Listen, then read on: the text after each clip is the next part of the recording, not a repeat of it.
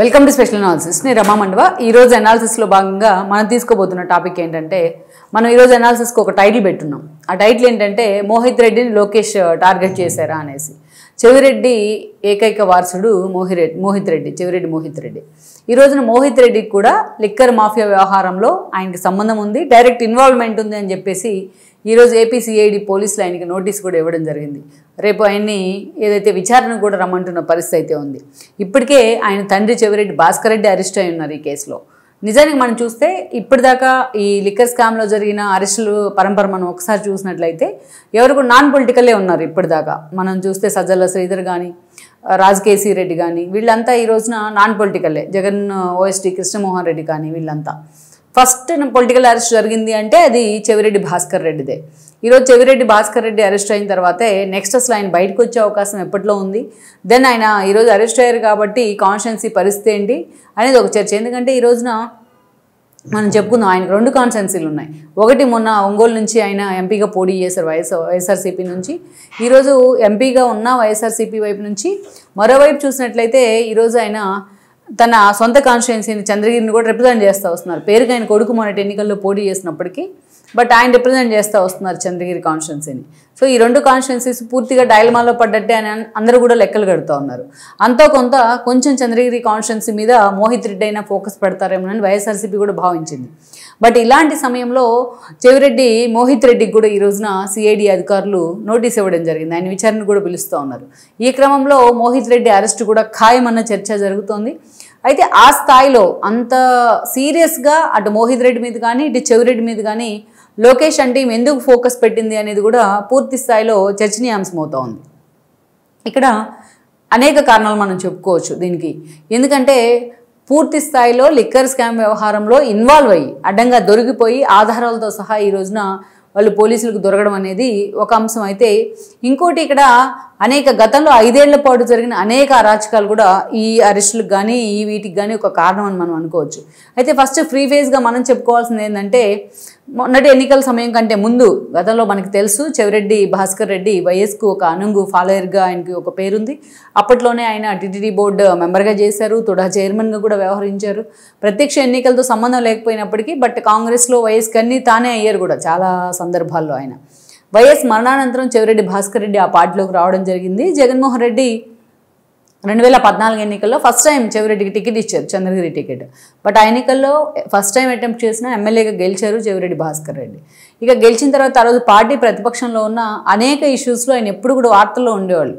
తన ఆదర్శనగర్ ఎమ్మెల్యే క్వార్టర్స్లో తనకు ఒక క్వార్టర్ కేటాయిస్తే అందులో ఆయన తన సొంత డబ్బులతో దాన్ని రెనోవేట్ చేయించడం కూడా అప్పట్లో విమర్శలు పాలైంది.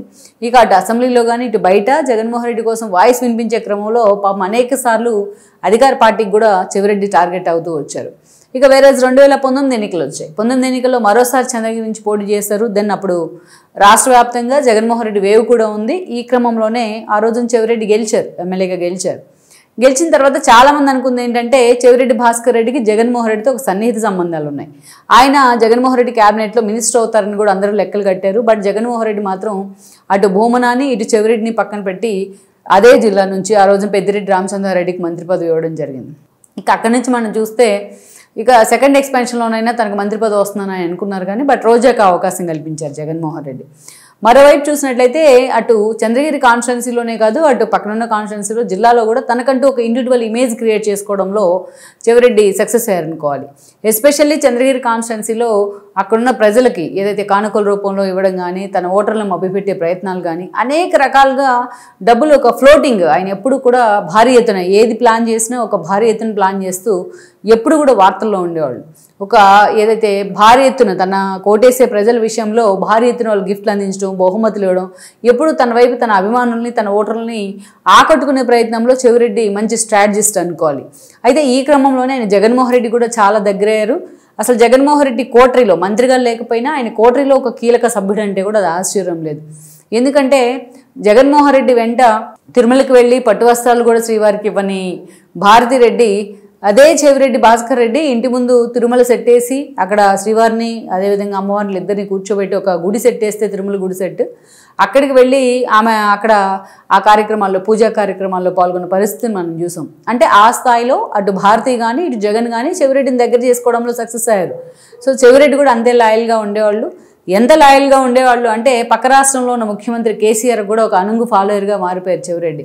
జగన్మోహన్ రెడ్డి ఆదేశాలతో చెవిరెడ్డి తనకంటూ ఒక సర్వే సంస్థలను కూడా ఏర్పాటు చేసుకోవడం జరిగింది. ఏదైతే తెలంగాణలో జరిగిన అనేక ఉప ఎన్నికలకు బీఆర్ఎస్ తరపు నుంచి ఆ వెహికల్స్ ఇవ్వడం కానీ అదేవిధంగా ఏదైతే సర్వేలు చేసి పెట్టడం కానీ ఫీడ్బ్యాక్ ఇవ్వడం కానీ చేస్తూ వచ్చారు ఆయన.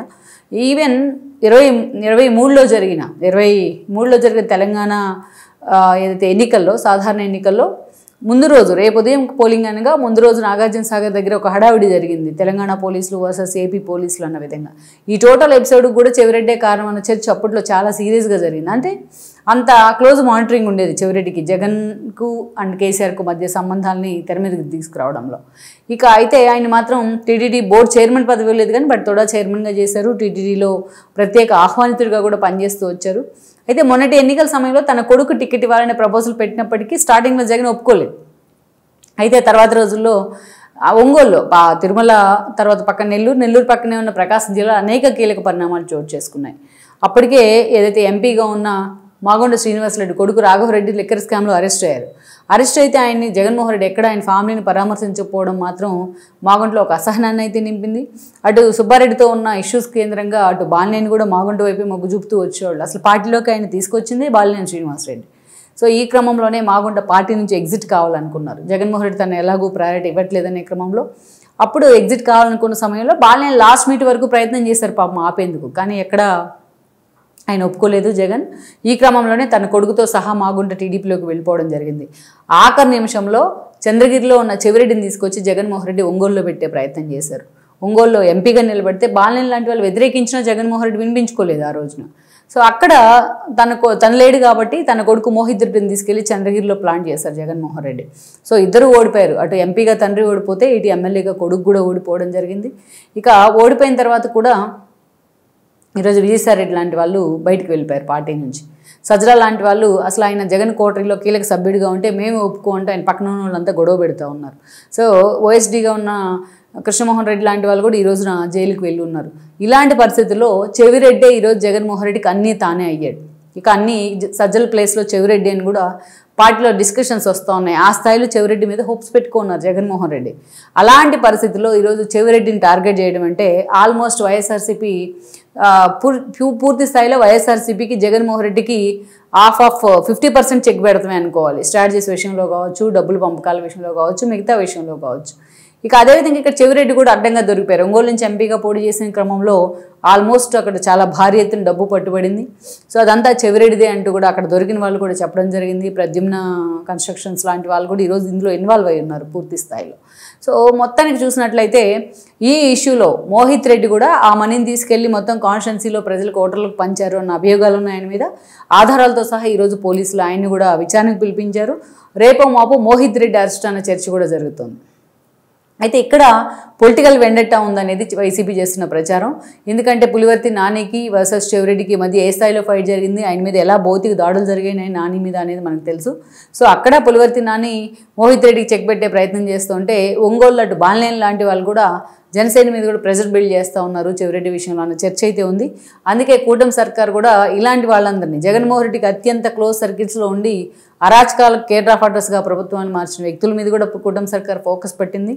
దానిలో భాగంగానే ఈ రోజున ఈ అరెస్టులనే అనుకోవచ్చు.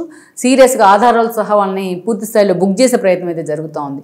మరి చెవిరెడ్డి మోహిత్ రెడ్డి ఇద్దరు ఒకేసారి ఆల్రెడీ ఆయన అరెస్ట్ అయి ఉన్నారు. ఈరోజు కొడుకు కూడా అరెస్ట్ అయిన పక్షంలో నెక్స్ట్ టార్గెట్ ఏమి ఉండబోతోంది? మరి చంద్రగిరిలో వైఎస్ఆర్సీపీని పూర్తిగా జగన్మోహన్ రెడ్డి పక్కన పెట్టినట్టే అవుతుంది.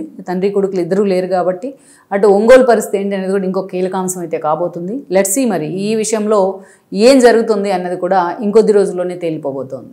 ఈ వీడియో మీకు నచ్చినట్లయితే please share, like and subscribe.